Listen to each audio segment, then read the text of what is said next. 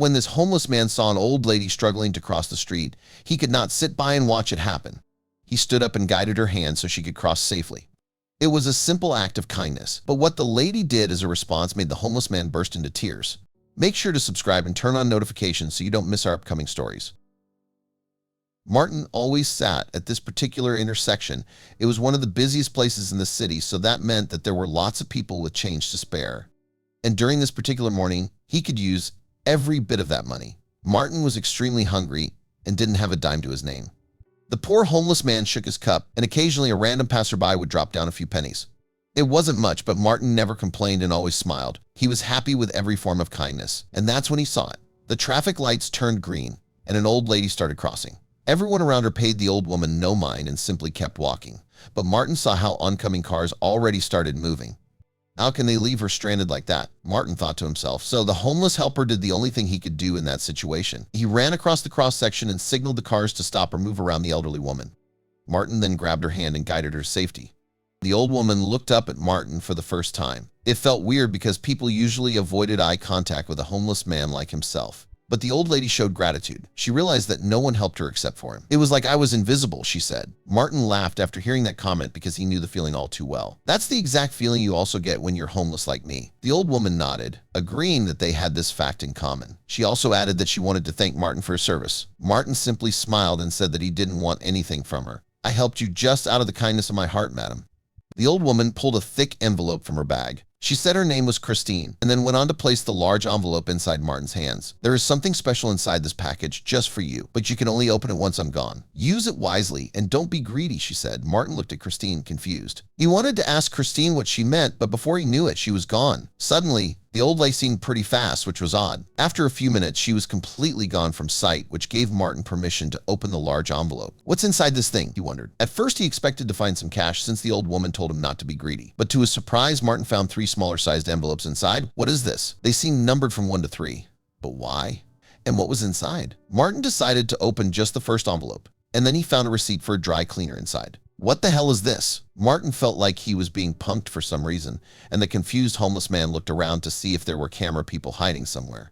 In the end, curiosity won, and the homeless man moved toward the address. Martin knew the address well because it was near the city's homeless shelter. So after a quick 10-minute walk, he arrived at the dry cleaner. Martin was nervous to go inside because the place felt too clean for a man of his stature. But after a deep breath, he overcame his fear and ventured in. Martin showed the dry cleaning number he had found in envelope 1 and gave it to the man behind the counter.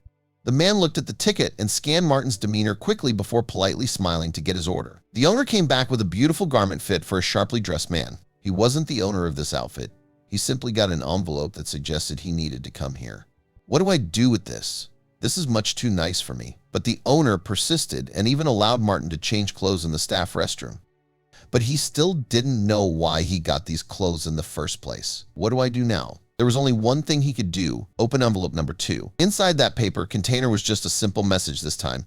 Go to 22nd Fleetwood Road. There, a hairdresser will already be expecting you. Martin stared at the piece of paper in confusion. Was he going to get a haircut? And how could this hairdresser already know that he was coming? Martin got emotional as he started walking toward the address. Why would someone be this kind to him? He just helped her cross the street. After a short walk, Martin reached the hairdresser. The door opened. The barber focused on Martin, who stood shyly in the door opening. When the barber saw Martin's envelope, he welcomed him gladly. He placed Martin in a comfortable chair and started washing and cutting his frizzy hair. I don't have any money to pay you, Martin said. But the hairdresser instantly replied that this treatment would be free. Free? What the hell is going on? I suggest that you open the 3rd package the moment I'm finished with your hair. And so Martin did. He walked out of the store with neatly cut hair and unfolded the final envelope. The 3rd envelope had multiple items. It contained a little over $30, an unknown address, and a written note. Martin unfolded the written note and read, "Hi there, the money inside is yours. Do with it as you please, but grab us to this address if you want to know more."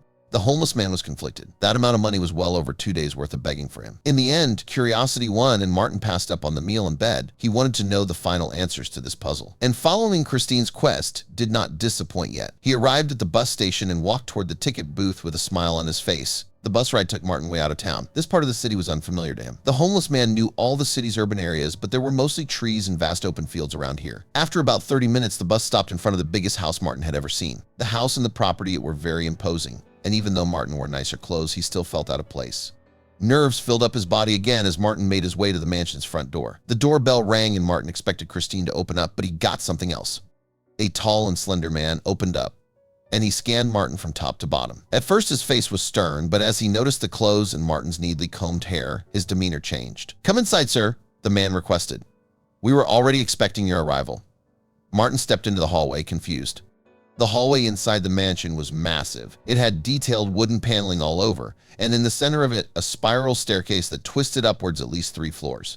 Martin scanned the room in amazement, and then suddenly saw the old lady appear.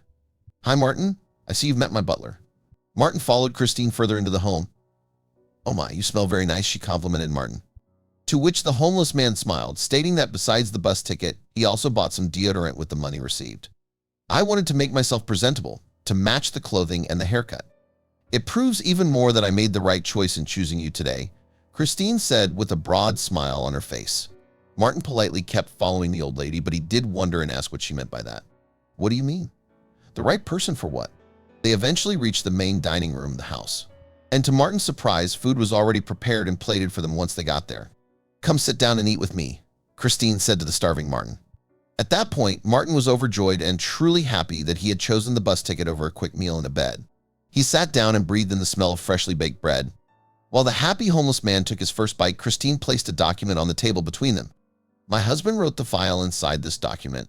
I love that man with all my heart, and every bit of wealth you see around you is here because of his hard work. Unfortunately, he passed away a few years ago, but not before he presented me with an important mission, and it's inside this document." Christine and her husband never were able to have children of their own. They tried for many years, but eventually they gave up on the idea altogether. But there was one problem. They were not getting any younger, and with all this money came great responsibility. They needed to do something with it. In the end, Christine's husband decided that a large portion of the money needed to go to something who truly deserved it, someone who had pure heart and someone who did not already come from wealth. Christine's husband trusted her to make this important decision, and I did do so today.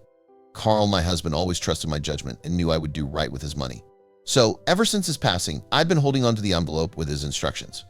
I waited for the right time and the right person to give it to. Charles said that I would know when I saw this person. Christine admitted right then and there that she knew Martin was this person when she locked eyes with him.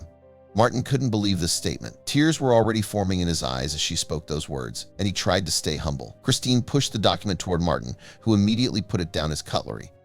She allowed him to read through the contract at his own pace, and once you're done with it, you can sign at the bottom. When you do, it makes you our sole heir, giving you a large portion of my husband's wealth. Martin read the large numbers on the page and could no longer hold back his tears. He burst into tears because this amount of money would change his life forever. Not only did it get him off the street, but it was enough so he would never have to work a day again. The generosity of this couple was beyond amazing, and they entrusted all of it to a stranger. But according to Christine, it felt like she had already known Martin for much longer. "I believe that we are kindred spirits in a way." Martin signed the document, and they talked the rest of the evening. Christine's butler drove the thankful homeless man back to the city when all was said and done. Martin was ready for a bright future, and bright it would be. After that day, a half year passed in which Martin and Christine did not speak. The old woman still was happy with her decision, but a problem arose. The old woman was well over 80 years old and started feeling the strain of life in her bones. This large house was getting too much for her. She already lived mostly on the ground floor. And even though staff members took care of the grounds and tough chores, Christine needed one-on-one care. That's why she called an agency that would send medical and support staff to her house for this particular need. They even promised her that a worker would arrive the very same day. Christine was happy with this promise because help was very much needed. After a few hours, the doorbell rang. Christine opened the door herself this time, fully expecting a stranger in a white coat to appear. The old woman looked up and was in shock instantly. In front of her was Martin, who looked well-groomed and had a broad smile on his face. "Hi, Christine." The happy man hugged the woman who had improved his life, and Christine was happy to see him again. He explained to her that the donation made by her and her husband changed his life. He no longer had to work for his money anymore. But he did want to do good. That's why Martin chose to volunteer. He chose to help an organization that cared for senior citizens because it was a senior citizen who gave him a second chance at life. He had already worked there for a couple of months, and when he heard that Christine called for help, he jumped at the chance. Christine was overjoyed and thanked her friend for his nurturing nature and pure heart. Together, they built a beautiful friendship that went far beyond the caretaker and patient role. They became an integral part of each other's lives. And it all started with a simple act of kindness by the most unlikely person.